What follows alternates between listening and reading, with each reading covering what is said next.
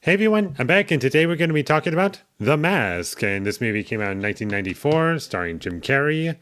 And this movie is considered to be a classic by some. And I remember watching this movie a lot when I was a kid, and I still really enjoyed it watching it again. And I had fun. Jim Carrey has his really a fun, over the top performance, and that's always fun to watch. I feel as though it's also kind of important for me to talk about my experience with this movie. And what I mean by that is, I've seen this movie before many, many times, and it does kind of somewhat hold a special place in my heart, and I'll always come back to it. And I just feel like I should talk about how this movie held up upon rewatching it. And in ways, it was better than I remember it being, but also kind of worse. Like, I didn't really feel as though it did anything impressive overall in terms of what I'm looking for in a movie. But as far as what it's going for, just being a crowd pleasing comedy, it works pretty well. It's aged well enough for that kind of stuff.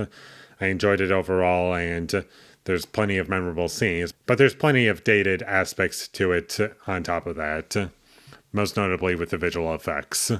But overall, that's kind of my experience when rewatching this movie, is that there's some good stuff here, but there's some not so great stuff over there.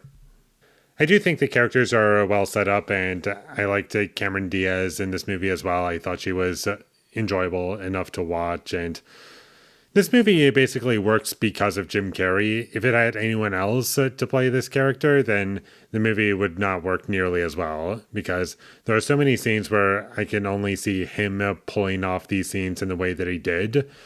And he's pretty much just perfect casting for this movie. And I did like the cartoonish tone of the movie. That's also something that helps this movie out a lot.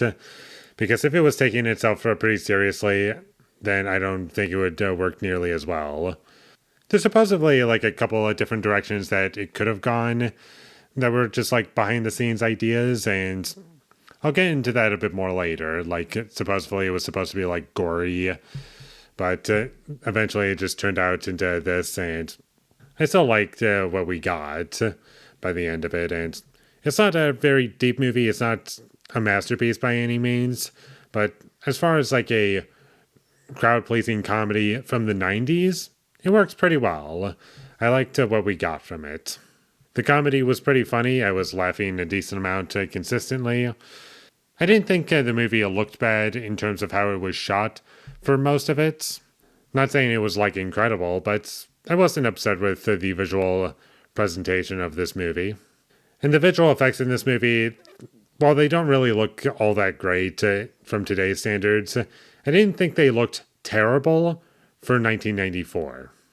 And there are moments in this movie where you do see it, like really cartoonish things, and just seeing humans stretching, like whoever is wearing the mask, and mostly Jim Carrey. And whenever it's like his body stretching, it's kind of creepy, and there are some creepy moments in this movie for sure, like unintentionally creepy. But I think it's mostly fine for the most part. And one small detail in this movie that I kind of enjoyed upon this viewing is just how trigger happy the thugs in this movie are. They're kind of funny in this film. They just add so much for my experience. And the movie had a good energy to it. That's also what kept me engaged. It was paced pretty well. It wasn't like incredible by any stretch of the imagination, but I had fun at the very least. But going into some of my negatives, like I've covered a couple of them already, but I didn't really care for the villain all that much. He was just like, oh, you need a villain because that's what you need in this kind of movie. In ways, it's kind of like a superhero movie to a certain extent, which one could argue it is. It is based off of a comic book. It's a comic book movie, I believe.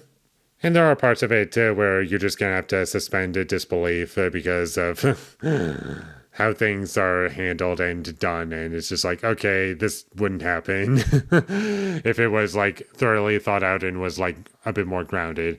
It just has you saying like, oh, the tone is a certain way, so taking it seriously doesn't really matter all too much.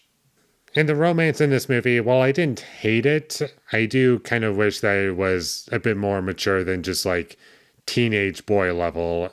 Like, oh, I find you attractive, and that's really all there is to it. They find each other attractive, and that there's nothing really to the romance in this movie. It was just kind of hollow for me. And there were a couple of things in the movie that just didn't need to be there. But for the most part, I thought it was pretty well paced, and it's a good movie overall. And there's lots of pop culture references in this movie, which I didn't remember at all, but I was actually surprised with the amount of pop culture references that there were in this film. And that's about all I have to say about The Mask. It was good. It was fun.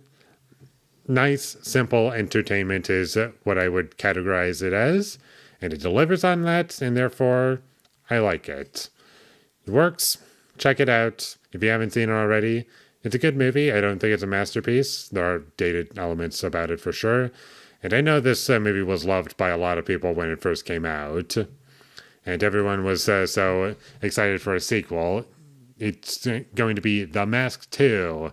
And that just got delayed forever. And then eventually we got Son of the Mask, which focused on a whole new set of characters. And so we never actually got a direct sequel to The Mask in terms of like following the same characters. And apparently Jim Carrey is like still interested in coming back to doing a sequel. I'd be curious to check that out to see how it is. I don't know if it's going to be anything incredible, but as long as they got the right people involved, it should be fun. So check this movie out whenever you get the chance. That would be my recommendation. And with all that being said, I'm going to give The Mask a 6 out of 10. Thank you for watching my videos. As always, if you enjoyed this review, be sure to leave a like and comment down below what you thought of The Mask, and my social media links. They will all be in the description, so follow me there. And last but not least, subscribe to be a part of Foley Nation, and I'll see you when I get my next review up, and that is going to be for, and you've probably guessed it by now, Son of the Mask. So look forward to that, but until I get that up, thank you for watching, and have a great day.